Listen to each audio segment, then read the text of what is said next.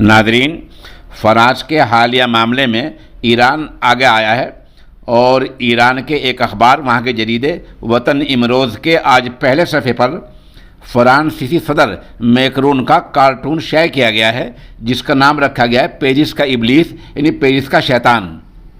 اس cartoon کے چھپتے ہی یورپی مفکرین، Europe کے جو دانشور ہیں، پڑھا لکھا طبقہ ہے، وہ بھڑک اٹھا ہے۔ انہوں نے لکھا ہے کہ فرانس کے صدر کی توہین کر دی گئی ہے، یہ ایران نے غلط کارٹون چھاپا ہے، یہ غلط کیا ہے۔ بہت خوب، آپ اپنے ملک میں نبی اکرم صلی اللہ علیہ وسلم یعنی پیغمبر اسلام کے کارٹون چھاپیں، وہ توہین نہیں ہیں۔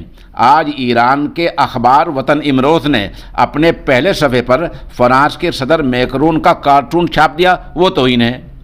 یہ فرق کیوں؟ آپ اظہار رائے کی آزادی یہاں کیوں نہیں مان رہے ہیں؟ دوسرا جواب کوسووا کے ممبر پارلیمنٹ نے دیا ہے، جو حالیہ دنوں میں ماسکو کی ایک میٹنگ میں شرکت کرنے گئے تھے۔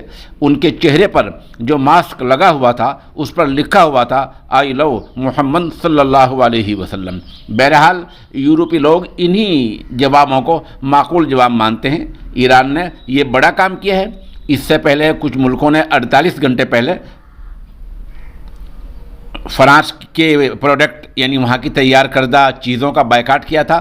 ان ملکوں میں وہ چیزیں فروخت ہونی، ان کی خریداری بند ہو گئی ہیں۔ یہ اچھا قدم ہے اور مسلم ممالک کے عوام سوشل میڈیا کے ذریعے بھی اپنی بات کو پھیلا رہے ہیں اور فرانس کے صدر کو، خواہ ترکی ہو، خواہ ایران ہو، خواہ پاکستان ہو، وہ انہی کی زبان میں معقول جواب دے رہے ہیں۔